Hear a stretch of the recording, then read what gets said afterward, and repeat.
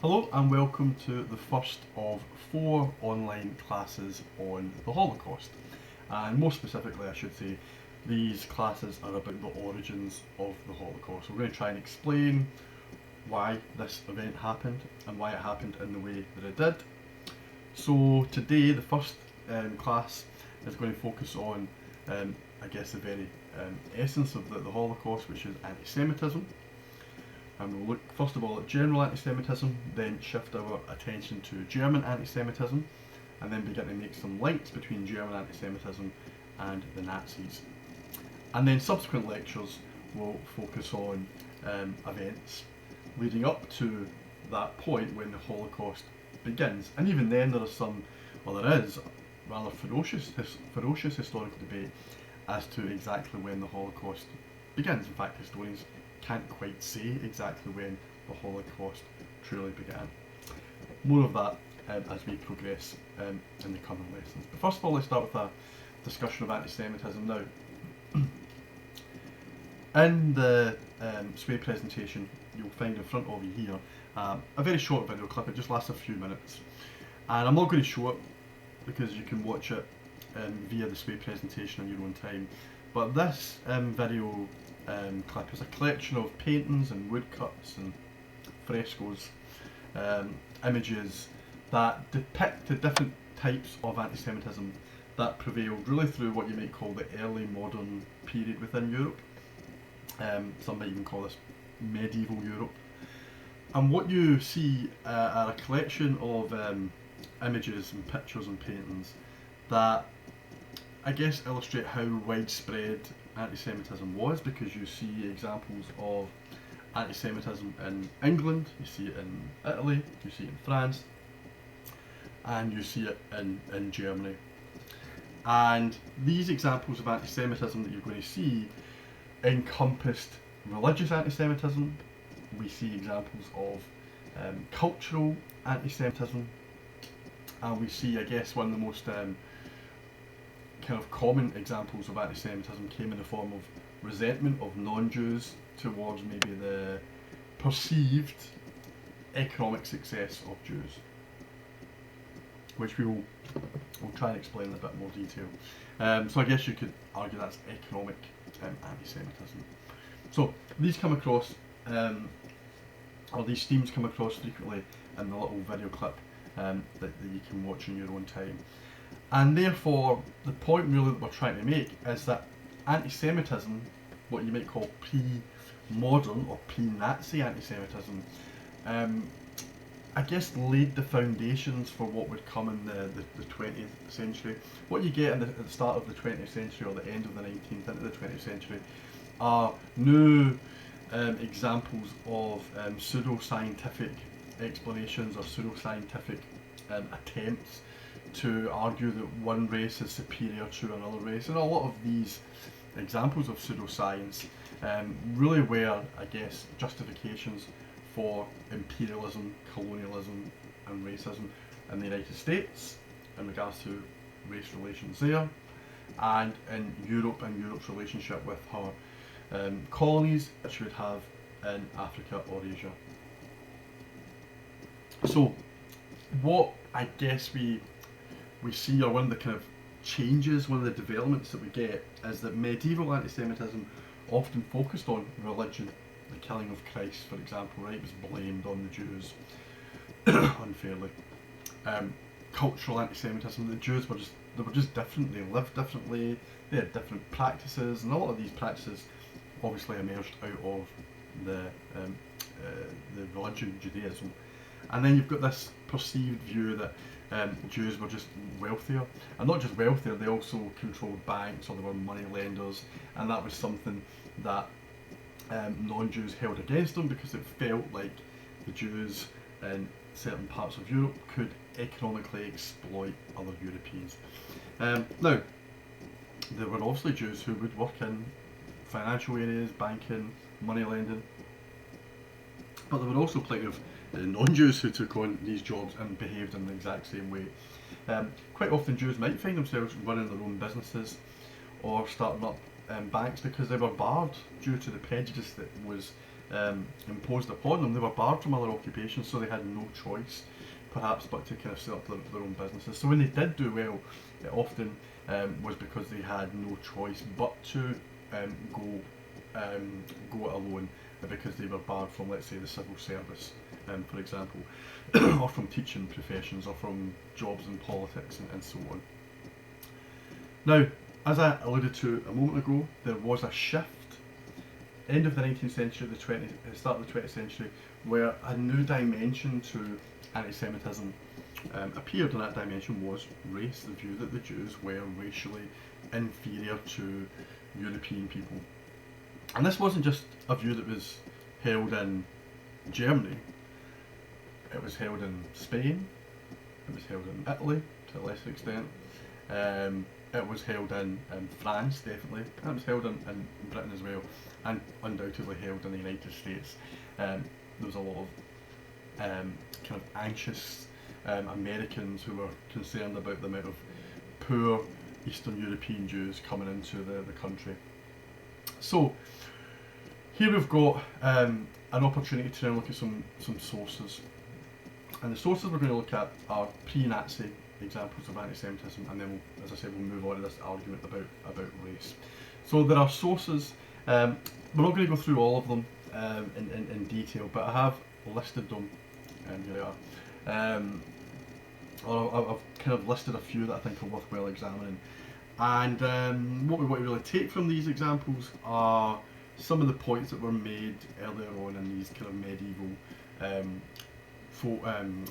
paintings and kind of picture and images of anti-Semitism. So we're going to start with document 10 that you can see here in the bottom right hand corner. This source written by the famous Russian author Fyodor Dostoevsky from 1877. And Dostoevsky, I guess you could argue he is anti-Semitic. What are the roots of his anti-Semitism? Well, as you read through this this source, right, document 10 from Dostoevsky, he holds a particular view. Right, this is towards the bottom of the page, and what he basically says is that he believes that Jews regarded themselves as being superior to Russians. Dostoevsky is Russian, right? And he believes that Jews were aloof in their attitude towards Russians. He gives an example of Jews being in prison, right? And he says that Jews who were in prison often shunned the Russians, right? They refused to eat with the Russians, they refused to kind of spend time with them. And therefore, this was the reason that Dostoevsky offers to kind of justify Russian anti-Semitism, right? If I just jump to the next slide, right, you can get the latter part of Dostoevsky's source. And he's trying to make the point that the reason why the Jews are disliked in Russia is kind of their own fault. You know, if only they were a bit more open, if only they weren't so insular, then there would be less of a problem. There would be less hatred towards them. And in fact, he concludes by saying, "I assure you that in the Russian people there is no preconceived hatred of the Jew. Perhaps there's a little dislike of him, and especially in certain localities, maybe a strong dislike. But this cannot be avoided. This exists because of the Jew, not because of some racial or religious hate, but because of the Jew regarding themselves as being socially superior or socially different." Okay, so Dostoevsky gives us a particular viewpoint on the Jews.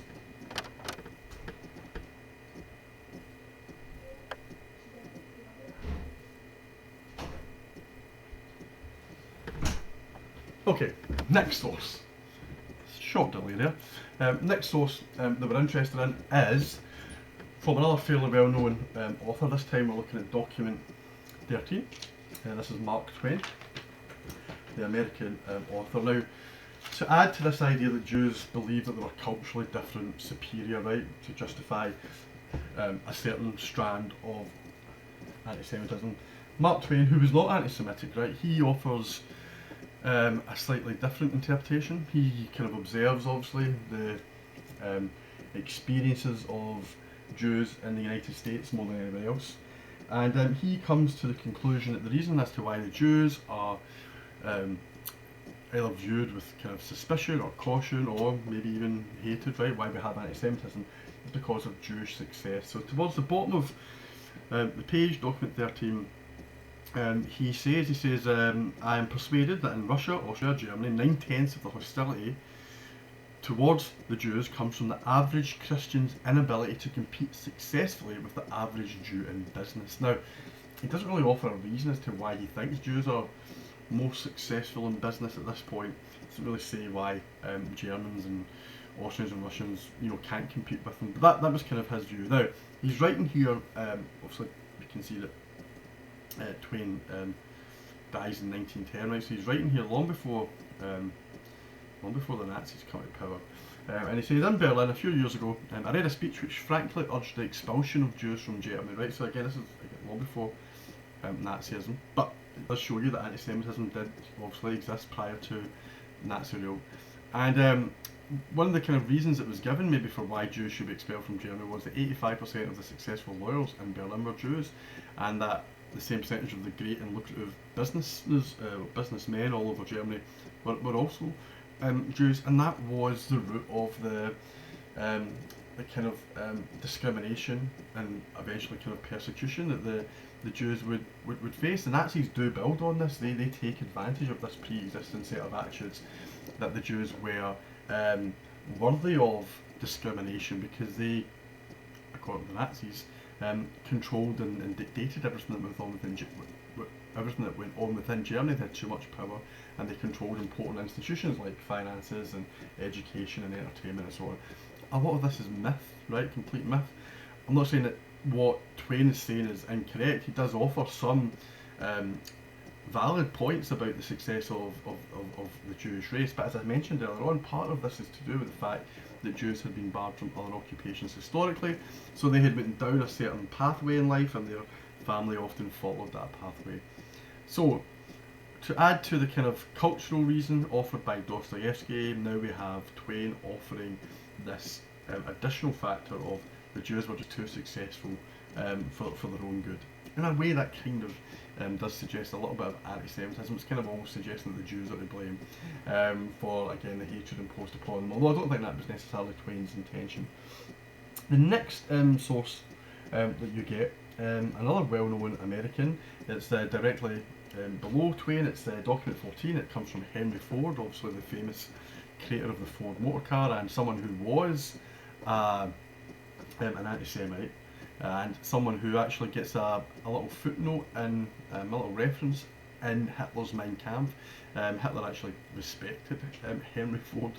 He thought that he was someone who stood up to the Jews in the United States.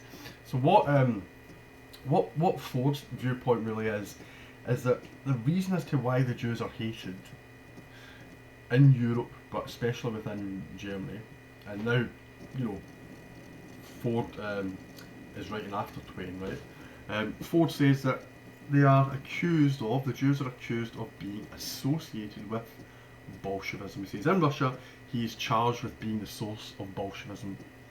But then he says, we in America, hearing the fervid eloquence and perceiving the prophetic ardour of young Jewish apostles of socialism and industrial reform, can calmly estimate how it may be.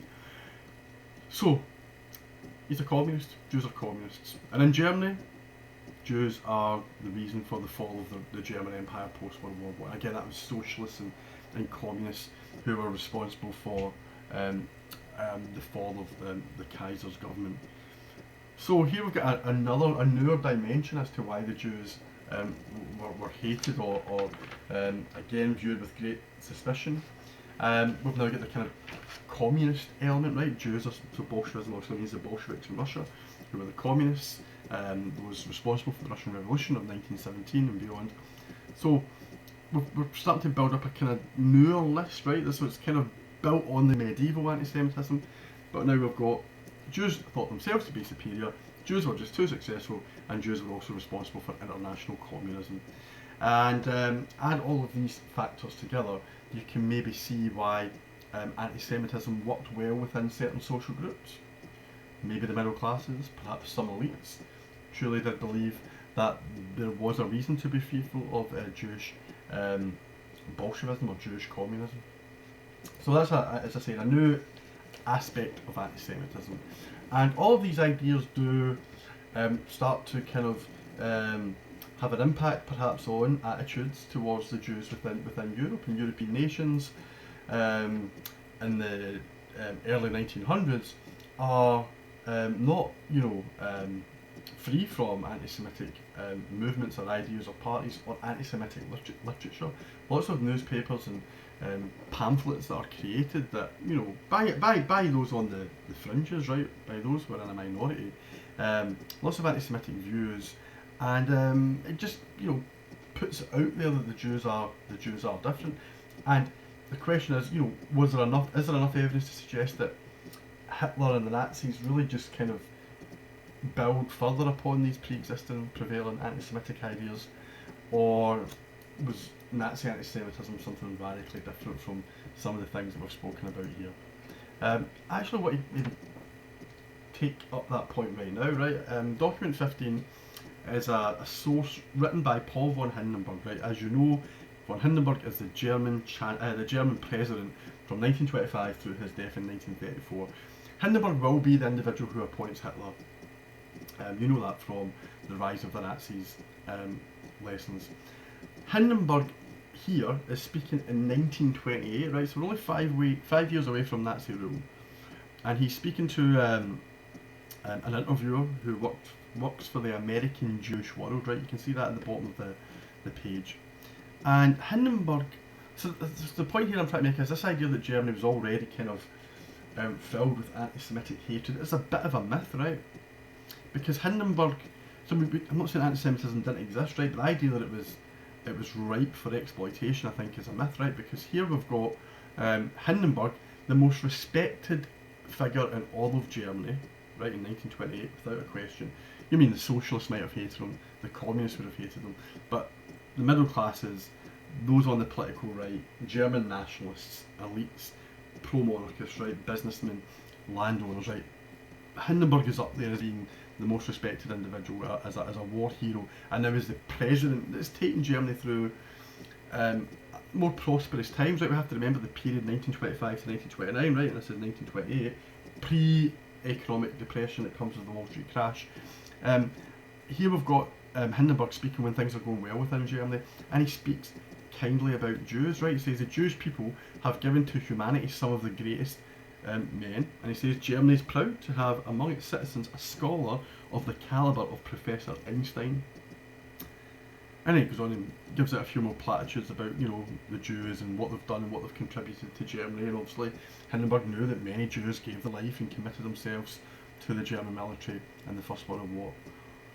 If the Great Depression did not occur, if the Nazis, really never made any kind of impact on the political scene, there would have been obviously no Holocaust, right? There would have been the same examples of racism and anti-Semitism towards Jewish people that had existed maybe 20 years before this or 20 years before that. It would have carried on, right? But it would not have been what we eventually see, this horrific event that we call the Holocaust. So I think we should always be careful about saying that Germany was already down a pathway of extreme anti-Semitic views. The reason why I say that is because there is a position that is taken by the historian Daniel Goldhagen, right? Now, Daniel Goldhagen is sometimes known as an extreme intentionalist historian, and I will talk about him in future lessons. Now, there's on My City, in the very first chapter of My City, activity where you can read just a short section of Goldhagen's works from a book that he calls Hitler's Willing Executioners. And in this little extract, Goldhagen says that really from the 19th century right through to the time when the Nazis come to power, there was already an eliminationist strand within Nazi, or within Germany, that the Nazis really just continued with, right, and built upon. He calls this eliminationist anti-Semitism, i.e. that the German people wanted rid of the Jews. Now that doesn't really fit or tie in with what Hindenburg says here. So the point that I'm really, I guess, trying to make is a point I'm going to emphasise again in a moment, and that point is that yes, there was anti-Semitism, yes, it wasn't acceptable, but what the Nazis offer is something radically different. And that's why I want you to look at document 16 here, which is the first extract you're going to look at from Mein Kampf.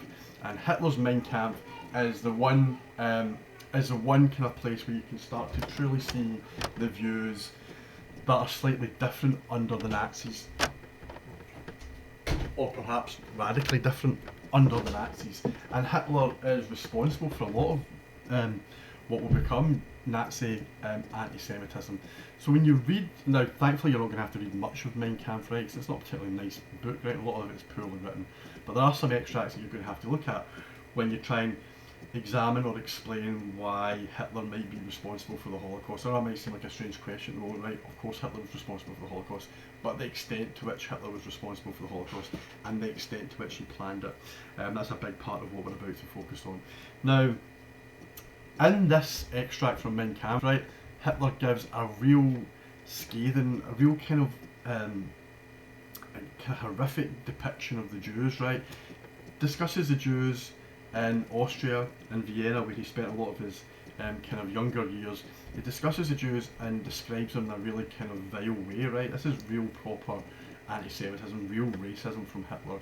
And it's almost kind of school-like racism, you know, kind of school playground stuff. If you kind of read down towards the bottom right, I'll read this kind of final paragraph on this page. It says, "Wherever I went, I began to see Jews, and the more I saw, the more sharply they became distinguished in my eyes from the rest of humanity." I.e., the Jews are almost separate, they're alien to the rest of humanity.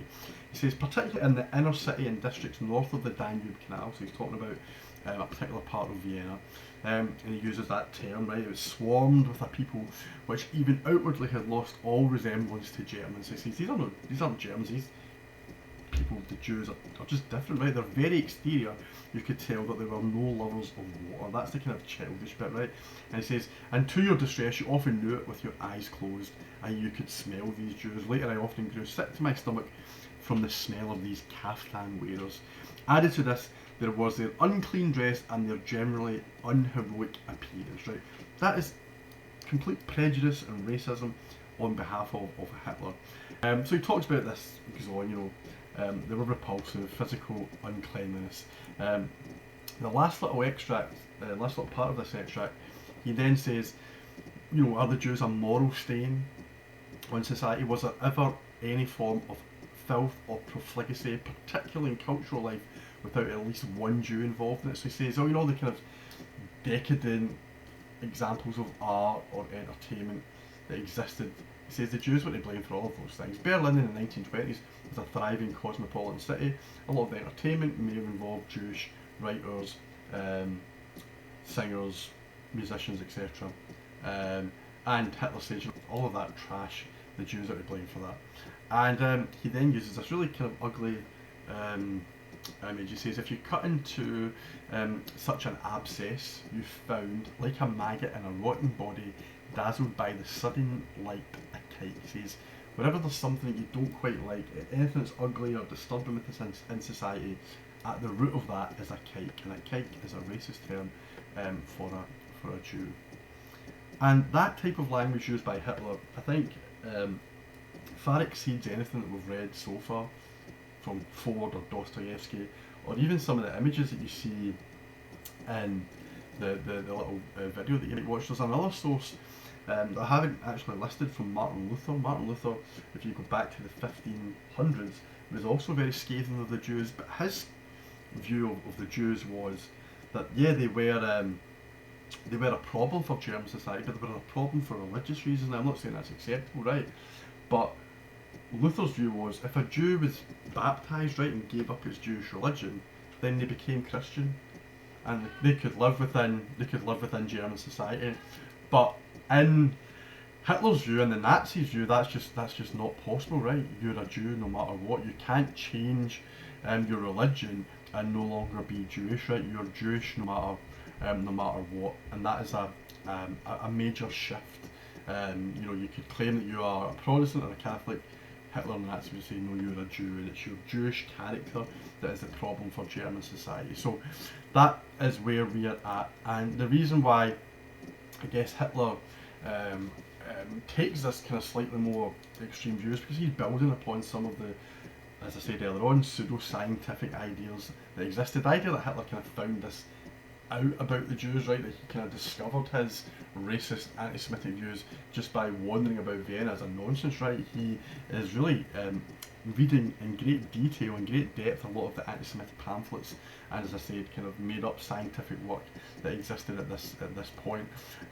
He was influenced, Hitler, in, by actual, figures of the period. A guy called Wilhelm Marr, another academic called Houston Stewart Chamberlain, and then finally the mayor of Vienna, a guy called Karl Lueger. Now I'm not going to talk about all of these individuals, but you can see in these little extracts some information about Chamberlain, Lueger, who I've mentioned here, and Marr.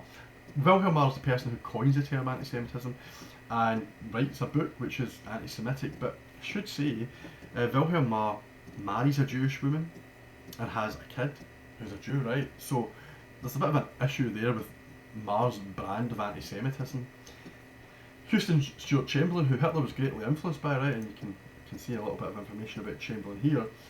He writes a book on genetics and about how the Jews were racially different. But what Chamberlain does in his book is, in fact you can see it here, he dedicates his book to a Jewish professor who Chamberlain really liked and who Chamberlain had worked under. That's like Hitler dedicating Mein Kampf to a Jew, right? So the point here that this historian who writes this this little section here, what the point, this is a guy called Albert Lindemann, the point he's trying to make is that Marr and Houston Stewart Chamberlain are kind of insincere anti-Semites, and insincere anti-Semitism can be seen perfectly via the work of Karl Lueger, right? This is the mayor of Vienna, and even here we can see in this little quotation on the right hand side that Lueger decides and chooses who's a good Jew and who's a bad Jew, and he says, I dislike the Hungarian Jews, right? And what he means by that is, during the Austro-Hungarian Empire, right, this incredibly diverse, ethnically diverse Habsburg Empire, the Jews who lived in Vienna, Lueger quite liked, because he saw them as being German Jews and they gave him money and they were the businessmen and they kind of kept the city going. But he's saying, I don't like the Hungarian Jews. He looks down his nose at Jews that come from that part of the empire, and many of these Hungarian Jews obviously have migrated to the city of Vienna. So he kind of picks and chooses who decides. In fact, he even says it. You can see the little quotation there, I decide who is a Jew. Something that I guess the Nazis would kind of take on board to some extent. There were one or two Jews who, under the Nazi period, were allowed to carry on living in Germany. Not many, just a few, because they had close relationships to top Nazis. So on those occasions, I guess even Hitler decided who was a Jew. But that is that's by the by. At this point, Hitler is influenced by Lueger. He sees Lueger's speeches in Vienna as he spends a lot of time there as a youngster and his attempts to become an artist. And he's influenced by him, and he's influenced by Marr, and he's influenced by Chamberlain. But ultimately, Hitler comes to the conclusion that these are insincere anti-Semites because they do not adopt the racial kind of characterization. That's a racial definition that is crucial to understanding kind of proper anti-Semitism. And anybody who did not adopt this doctrinaire racial definition was not a proper anti-Semite in Hitler's view. The historian that I mentioned a second ago, Lindemann, he therefore comes to this conclusion, right? This conclusion is that few of the anti-Semites of the period before 1914 demonised the Jews in the same way as the Nazis, and few spoke with the same crudity. So that crude language used by Hitler in Mein Kampf, that is a new, if you like, direction that anti-Semitism is going down. And this completely contrasts with the view held by Daniel Goldhagen, the historian, that you can read about in chapter 1 of the My City book, and we'll touch on Goldhagen again in future lessons.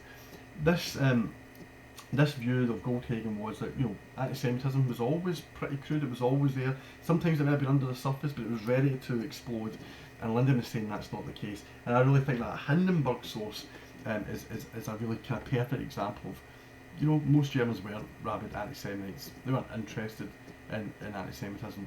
We know that Hitler very rarely spoke about the Jews in such a crude way prior to elections because he didn't want to upset the more respectable, conservative sections of German society. So, what would it be that would kind of transform anti-Semitism within Germany. Well, it would be one thing. It would be Hitler and his Nazi party, and that's going to be obviously our discussion throughout the coming lessons. Now, Hitler's anti-Semitism is, as I mentioned there, partly borrowed by others, but also kind of unique. Now, any assessment that you look at on the origins of the Holocaust has to take into account two historical schools of thought: the intentionalists and the structuralists. And what I'm going to present to you very briefly now, just as we conclude this lesson, is the basics of these two historical interpretations.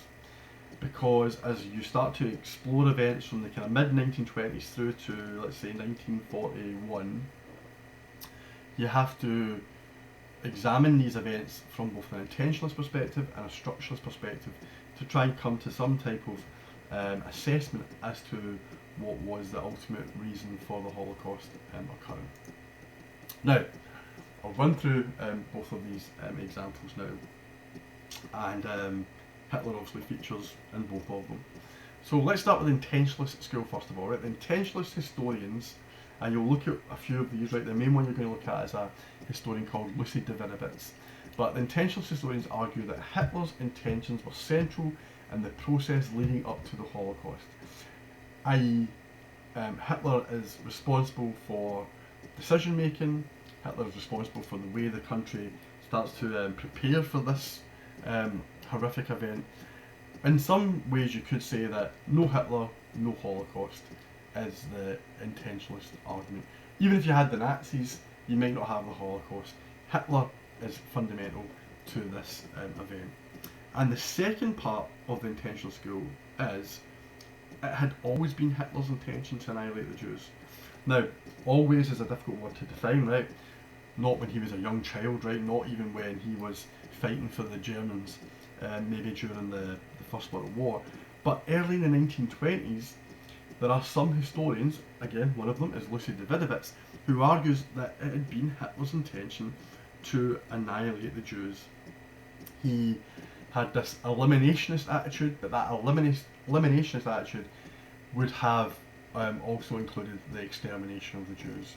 Now, these are two claims that you might agree with, and claims that you might disagree with, but you have to be able to understand both of them. If you're writing an assessment on this topic, you have to be able to explain and attach evidence to both of these points. Now, the school that contrasts with the intentional school is what we call the structuralist school, sometimes written in books as a functionalist school. It means the exact same thing, right? Structuralist and functionalist. Now, this approach takes a different perspective, and it says that Hitler alone was not to blame for the Holocaust. Other top Nazis, other Nazi organisations, the SS obviously being the most important one, they play a crucial role in the murder of the Jews, and that Hitler is sometimes encouraged by Nazis at a lower level. It's Nazis at a lower level perhaps that are kind of making decisions, and Hitler rubber stamps them or approves them, and therefore he's not there for always the kind of driving force behind what will eventually become the mass murder of the Jews. And linked to this first point, the second point is that it wasn't always Hitler's intention to kill the Jews, right? It's what we might refer to as the twisted road to Auschwitz, or the twisted road to the Holocaust. That there was no long-term plan. Hitler hadn't made it, clear in his head in the 1920s what he wanted to do. In 1933, when he takes office, again, according to these structuralist historians, there is no evidence that Hitler had intended to kill the Jews. Even as late as 1938, when we have Kristallnacht, when Jews are subjected to some violence and death and incarceration, again, structuralist historians say that there's still not any evidence that Hitler has actually planned the Holocaust by this point. These historians also argue that it's highly unlikely that Hitler ever gave an order where he said, yep, the Holocaust must take place as of now, Jews must be exterminated at this time from this date onwards. That doesn't happen. If there was a document out there where Hitler kind of gives his approval for the extermination of the Jews, then this debate probably would not exist amongst historians. But that document doesn't exist, hence why historians have tried to piece together endless amounts of evidence to try and come to the conclusion, was Hitler responsible, and was it always his intention, or were many other figures responsible and it was never the long-term plan of Hitler and the Nazis to exterminate the Jews? So that's really what we're about to embark upon, or that's what you're about to embark upon. Looking at evidence that supports the intentional school or evidence that supports the structural school in the coming classes. Now, the final thing we're going to do right before we finish up this class is look at just a couple of little extracts from an intentionalist historian. And the intentionalist historian is the woman I just mentioned, right, Lucy Davidovitz. She writes a very famous book called Hitler's War Against the Jews. And in this book, the first chapter is called The Jews in Hitler's Mental World. Now, I've not given you the full chapter, I've given you extracts from it. And the first extract that I really want to focus on is maybe the most significant, right? So here we are. This book begins by referencing the final chapter of Mein Kampf, right? So she starts with Hitler's very own words. And the very words of Hitler that she uses are kind of incredibly hard-hitting, and you can see why these words would have an impact on Jewish people post-Holocaust. And Lucy Davidovitz is a Jewish historian. So she quotes Mein Kampf. She says, "If at the beginning of the war and during the war," Hitler wrote in the last chapter of Mein Kampf, 12 or 15,000 of these Hebrew corruptors of the people had been held under poison gas, as happened to hundreds of thousands of our very best German workers in the field, the sacrifice of millions at the front would not have been in vain, right? So these Hebrew corruptors that the Davidovitz focuses on, right? These are Hitler's words. These Hebrew corruptors are the Jews, right? So Hitler is saying, if we gassed in the aftermath of World War I some Jews, then that would have made the war worthwhile, because it was the Jews who were to blame for Germany losing the war. And Davidovitz starts to ask questions, right? She says, did the idea for the final solution, right? The final solution is also that other phrase for the Holocaust. Did the final solution originate in this passage, germinating in Hitler's subconscious for some 15 years, because Mein Kampf is published in 1925, before it was to sprout into reality? The idea of mass annihilation of the Jews had already been adumbrated by apocalyptic-minded anti-Semites beforehand. So she takes on this view held by Goldhagen that there had always been a desire to exterminate the Jews. We can question how relevant these ideas were, or how pervasive and widespread they were. And then it says, yet even the most fanatic and uncompromising anti-Semites that pre-exist Hitler, when confronted with political actualities and social realities, invariably settled for an aggression of exclusionary measures. So anti-Semites in the past never went through with these ideas, these crazy ideas about the extermination of people. Hitler did not. He succeeded in transforming this apocalyptic idea into concrete political action. The mass murder of the Jews was the consummation of his fundamental beliefs and ideological conviction. Now, first and foremost, I should say that Hitler is not the individual within Germany who decides that the best, in inverted commas, the most effective, in inverted commas, way to exterminate the Jewish people would be through gassing, right? That is something which is discovered upon by chance by other Nazis. So we have to kind of discard the gas part, although I accept that seems to be a kind of bit of a premonition, right, or prediction from Hitler here. So, Davidovitz, and therefore intentionalist historians, do believe that Hitler wants to, exterminate the Jews. Exterminate the Jews of Germany, first and foremost, and then possibly other Jews across Europe, because we should mention that Hitler's view on the Jews is coupled with his desire for German expansion, and German expansion in the east, into parts of Russia, would mean more Jews under German control, would these Jews obviously have to be exterminated as well. So Davidovitz really believes that Hitler had always had this intention. He was central to the Holocaust, and he'd always planned it. So by meaning always planned it, to go back to the points from the previous slide, we are talking about from 1925 onwards, from the publication of Mein Kampf onwards. Hitler was waiting for that opportunity to exterminate the Jews. As you can imagine, structuralist historians are going to reject this idea. So there are other little extracts here that might be kind of useful. from Mein Kampf. Here's another little quote that Davidovitz gives us from Mein Kampf, where she says, "Rational anti-Semitism, however," that's what Hitler believes is his form of anti-Semitism, not irrational, not insincere, but rational, racial anti-Semitism, "must lead to a systematic legal opposition and elimination of the special privileges which Jews hold in contrast to the other aliens living amongst us. Its final objective must unswervingly be the removal," right, "the enthalemung of the Jews altogether." Now again, that's not explicit what that means, the removal of the Jews altogether. Does it just mean the physical removal of the Jews out of Germany, i.e. forced migration, or does it mean something else? Again, this is a problem. A lot of the language that is used is euphemistic, right? We don't know exactly what it's saying.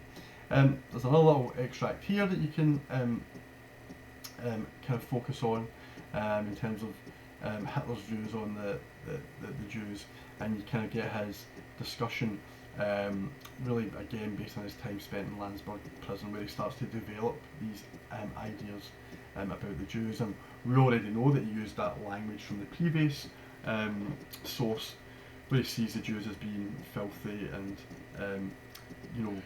degenerate and all of these things, and that language comes through here. And the question that we need to kind of think about again is, if Hitler has got such a low opinion of the Jews, why would he want to maybe keep them alive? That's really the intentionalist view. Why he wouldn't have a problem basically if they were exterminated, because he's got such a low opinion of them. And here we can see a little phrases again from Mein Kampf. "Whoever knows the Jew knows the devil," so he's associating them with Satan. And more information. This is the very last page of this chapter. More information that might assist you in finding evidence to support the intentionalist argument. Here is a reference to obviously Hitler's final hours in his bunker before he thankfully commits suicide, and he's still blaming the Jews right at this final moment of his life. And Davidovitz is saying, look, this man's life is dominated by the Jews. They're there in 1925, they're still there in 1945, and he's about to commit suicide. Therefore, should we really be surprised that this man would like to see the complete extermination of the Jewish people in Germany, and most likely everywhere else? And the question, I guess, therefore, that you're going to spend a lot of time looking at is, was the road to Auschwitz, was the road to the Holocaust, was it therefore a straight path and not a twisted road? Was it something that Hitler had always wanted? Now, giving you quite a lot of information there, right? So I'm going to end so you can digest this.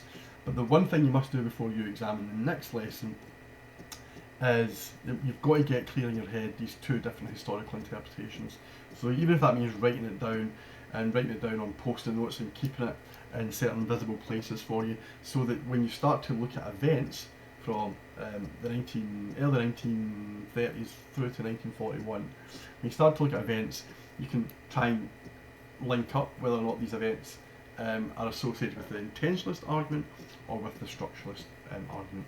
Obviously we haven't spoken about the structuralist argument, and we'll get to that in the future lessons. But for now, that is all. Thank you.